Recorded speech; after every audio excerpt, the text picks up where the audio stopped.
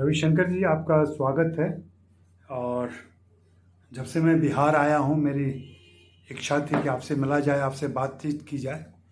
खास करके जो आपकी ये पुस्तक है बिहार के व्यंजन, इन्हीं को लेकर के और खान पान को लेकर के आपकी कब और कैसे रुचि हुई इस तरह की किताब करने की?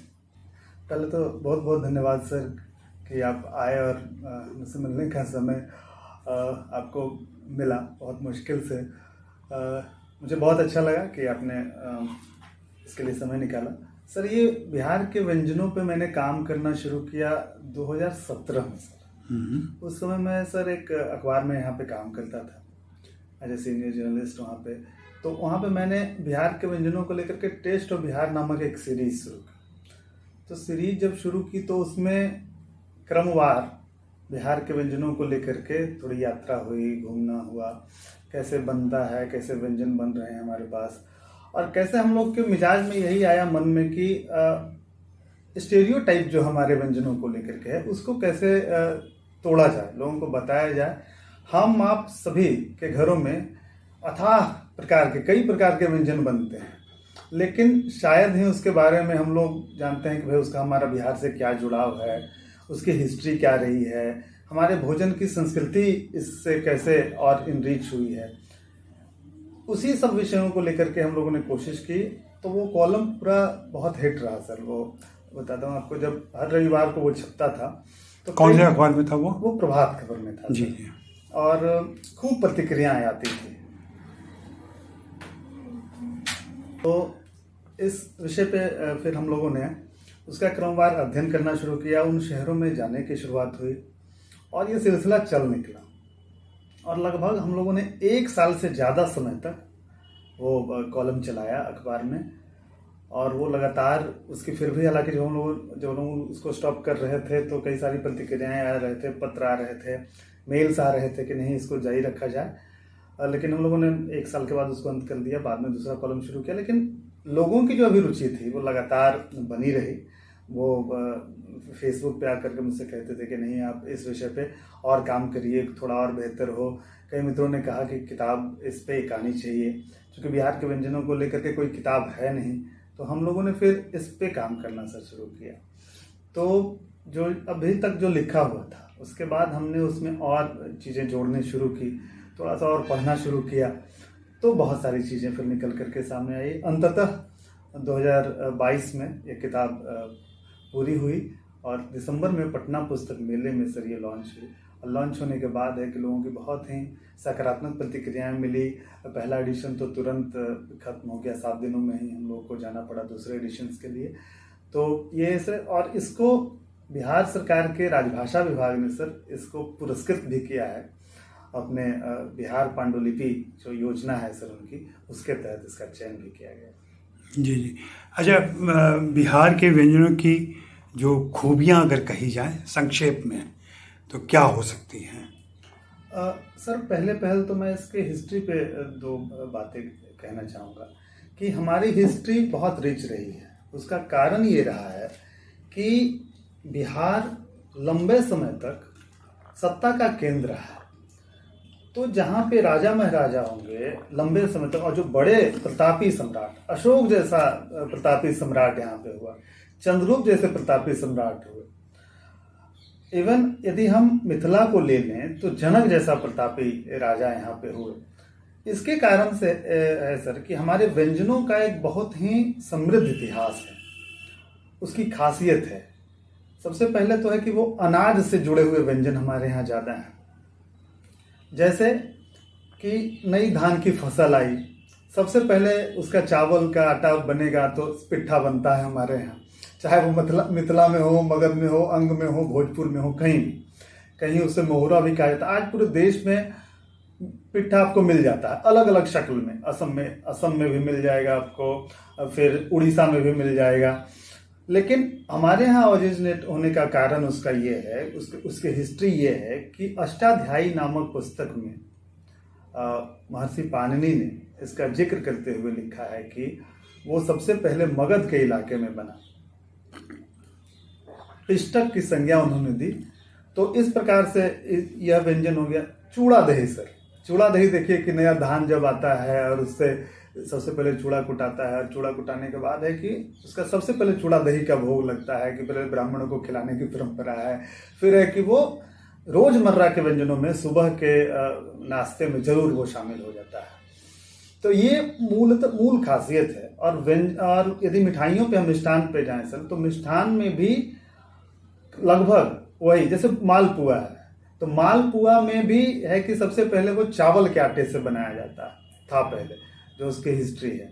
पाली साहित्य में उसका पूरी जिक्र है, सब पूरा जिक्र है, उसका पूरी विवेचना उसकी की गई है कि वो कैसे बनाया जाता था। उस समय शहद से बनाया जाता था, शर्करा का प्रयोग होता था, गुड़ का प्रयोग होता था, तब जा करके वो मालपुआ बनाया जाता था। तो वो मालपुआ वहाँ से लेकर के अब तक, बौद्ध काल, वैदिक काल, बौद्ध काल और अब तक, इन तीनों काल में उसकी सर परंपरा लगभग वो समान रही है। और अपने नाम से और अपने बनाने के तरीके से वो मिष्ठान आज तक हमारे यहाँ है। होली उसके बिना पूरी तरीके से अधूरी है।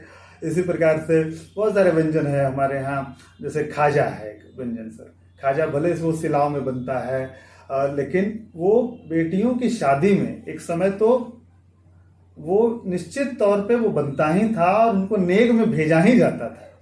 सर याद होगा कि हम लोग को बचपन में जब बेटियां आती थी ब्याह होने के बाद, और वो जब वापस अपने मायके लौटती थी, तो लोगों के यहाँ जो बैना के रूप में जाता था सर, वो उसमें भी खाजा की अनिवार्यता होती थी। तो इस प्रकार की उसकी हिस्ट्री है, हमारी ट्रेडिशन है, हमारी परंपराएं हैं और हमारी संस्कृति है जो हमारे व्यंजनों में झलकती है। लेकिन ऐसा क्या रहा कि देश में, जैसे पंजाब का खाना बहुत प्रसिद्ध है, पूरे देश में बिक रहा है, अब दक्षिण भारत का भी इडली सांभर सब जगह पहुंच गया है, महाराष्ट्र का पाव भाजी सब जगह पहुंच रहा है, बिहार से लिट्टी चोखा भी पहुंचा है, बहुत जगह पहुंचा है, लेकिन बहुत जगह भी बाकी है पहुंचना उसको। तो एज ए फूड हैबिट अगर आज का हिंदुस्तान हम देखें, तो उसने पंजाब को जिस स्तर पर अपनाया है, चाहे वो माँ की दाल हो या फिर छोले भटूरे हमने पहले ही कहा, तंदूरी रोटी हो, चिकन के डिफरेंट तंदूरी चिकन वगैरह आइटम्स हो, वो हो। और दक्षिण भारत का भी जिक्र, दक्षिण भारत में जितनी वैरायटी हम भले ही नहीं जानते हों, लेकिन इडली सांभर सब कोई खाता है, जबकि इडली की ही इतनी वैरायटी है दक्षिण में जाएं आप तो हर तरह की इडली होती है। लेकिन हमें एक बिहारी होने के नाते हमें काफ़ी अफसोस होता है, चूँकि मैं घूमता रहता हूँ देश विदेश, और आपको भी होता होगा कि क्यों नहीं बिहारी व्यंजन इस तरीके से प्रसिद्ध हो पाए। अगर आप एक बार ठहर के सोचे तो क्या लगता है आपको? जी, मुझे लगता है ये कि हमारे व्यंजनों को लेकर के जो एक व्यवसायिक जो प्रयोजन होना चाहिए था वो नहीं आ सका सामने। मसलन जैसे अपने शहर पटना शहर में हम लोग मिस करते हैं कि यदि लिट्टी चोखा कहीं खाना हो, तो हम लोग लिट्टी चोखा खाने के लिए एक बहुत बेहतर स्थान की कमी महसूस करते हैं। फिर हमको रोड साइड फूड वो जाना पड़ता है, वहाँ हाइजीन को लेकर के आती है बातें। अब हमारे कई मित्र आ जाते हैं कि भाई बाहर से कि आपके यहाँ का लिट्टी चोखा हमको खाना है, तो हम लोग उनको फिर रोड साइड में ले जाना पड़ता है, या फिर करते हैं कि वो मंगवा लेते हैं, घर पे मंगवा लेते हैं। लेकिन वो फील नहीं आ पाता है कि जो व्यंजनों को लेकर के एक प्रॉपर एक रेस्टोरेंट हो जो बिहारी फूड पे ही हो। जैसे आपने कहा सर कि डोसा प्लाजा का पूरा चेन जो मिलता है पूरे देश भर में मिलता है, लेकिन शायद लिट्टी चोखा जैसे ब्रांड को हम लोग ब्रांड नहीं बना पाए। और मुझे लगता है कि ये एक मौका भी है, कमी है तो एक मौका भी है कि हमारे एंटरप्रेन्योर्स जो आ रहे हैं नए, वो व्यंजनों के क्षेत्र में आए, तो है कि हमारे व्यंजनों को लेकर के काम करके उसको ब्रांड बनाने की एक कोशिश की जा सकती है। कमी तो है कि हम भी कई दूसरे राज्यों में जाते हैं तो वहाँ तमाम व्यंजन मिल जाते हैं। बिहारी थाली कितनी फेमस है और कितना वो अपने सादेपन के कारण कितना पसंद किया जाता है, लेकिन वो नहीं मिलता है दूसरे राज्यों में, हम उसको मिस करते हैं। और बाकी चीज़ें जब खाते हैं तो फिर वो लगता है कि नहीं, हमारा भोजन अधूरा रह गया है। तो इसको लेकर के हमको लगता है कि काम करने की आवश्यकता है।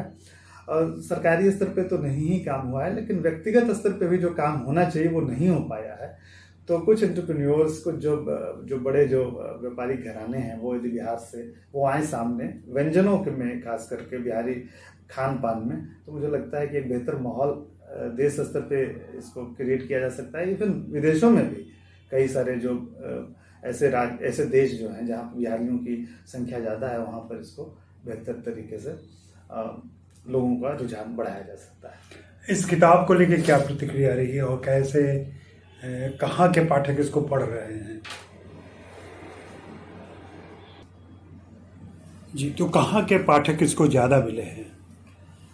इसको बिहार के ही पाठक हैं जो बेसिकली इसको पढ़ना चाहते हैं, वो अपने व्यंजनों के बारे में जानना चाहते हैं, और वो दुनिया भर से इसको प्रतिक्रिया मिली है, विभिन्न शहरों से।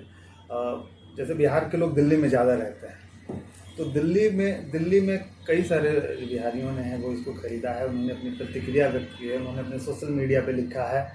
इसके अलावा अभी वहाँ पे विश्व पुस्तक मेला लगा हुआ था सर, तो वहाँ भी किताब की मांग आई और हमारे प्रकाशक ने उसको वहाँ तक पहुँचाया, तो वहाँ से अच्छी प्रतिक्रिया रही। मुंबई से कई सारे बिहार के लोगों ने इसको पढ़ना चाहा।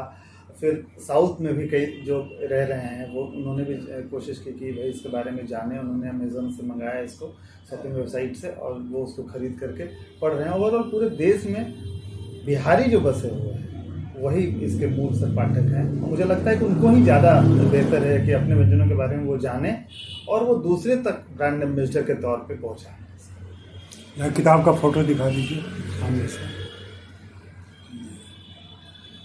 तो क्या कोई योजना है इसको अंग्रेजी में भी लाने की? जी हाँ सर, एक हम लोग के पास कई सारे ऐसे सुझाव आ रहे थे कि इसको हम लोग अंग्रेजी में भी लाएं, ताकि अंग्रेजी में एक बड़ा पाठक वर्ग है जो इसके बारे में जाने और वो इसका और प्रसार हो। तो सर हम उसका अनुवाद कराने के लिए विचार कर रहे हैं। बिहारी खान पान का बहुत ही समृद्ध इतिहास रहा है। हमारे यहाँ आने वाले जितने भी विदेशी जो तीर्थयात्री रहे, चाहे वो फाहियान हो या फिर हो इंसान, सभी ने हमारे व्यंजनों के बारे में विस्तार से लिखा है। फाहियान ने लिखा है कि अशोक ने कैसे पाटलिपुत्र में अशोक राजपथ पे आम के सैकड़ों पौधे लगाए थे और वो पेड़ के रूप में फल दे रहे हैं।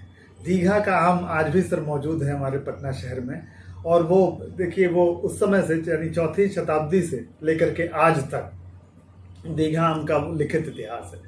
होयन सांग जब यहाँ आता है सर, तो वो चिनिया केले पे वो लिखता है, हाजीपुर में जो चिनिया केला मिलता है। पूरे भारत में इसकी वैरायटी केवल हमारे यहाँ मौजूद है।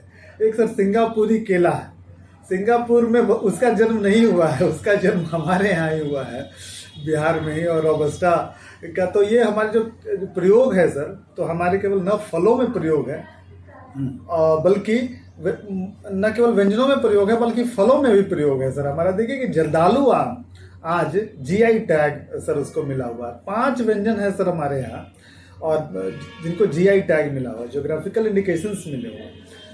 उसमें एक सिलाव, मिठाइयों में यदि बात करें तो वो सिलाव का खाजा है इकलौता।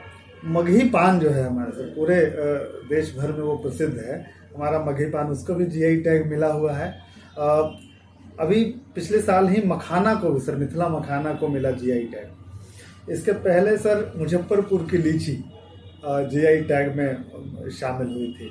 और सर जर्दालू आम है, कतरनी है सर। तो ये जीआई टैग का पूरा हमारे पास पूरा गुच्छा है कि जो लोग अभी इसके बारे में नहीं जानते हैं। तो न केवल पुरातन काल से बल्कि आधुनिक काल में भी हमारे खान पान को वैश्विक असर पर स्वीकृति मिली हुई है। ज़रूरत है कि इसको कैसे लोगों तक पहुंचाया जाए और इसकी बेहतर तरीके से ब्रांडिंग की जाए। वो एक दूसरे से, चाहे वो हमारी आहार परंपरा को लेकर के क्यों ना एक छोटे से सिंपोजियम ही आयोजित किया जाए, लेकिन उस आयोजन के साथ सर हम लोग कोशिश करेंगे। अभी बिहार में कोशिश कर रहे हैं, कई सारे शहरों में, रांची में सर एक कार्यक्रम हुआ था, वहाँ भी हम लोगों ने कोशिश की थी। अब ये सोच रहे हैं सर अगली कड़ी इसका कि कुछ व्यंजनों के साथ हम लोग सर इस किताब पे चर्चा करेंगे। और मुझे लगता है कि सर मुंबई में भी एक छोटा सा आयोजन और दिल्ली में जैसे शहरों में, बड़े शहरों में आयोजन की कोशिश रहेगी, ताकि है कि ज़्यादा से ज़्यादा लोग जुड़े, हमारे व्यंजनों के बारे में जानें और फिर उसका बेहतर से प्रचार प्रसार हो, लोगों की धारणा बदले कि हमारा व्यंजन का इतिहास कितना समृद्ध है। जी, थैंक यू।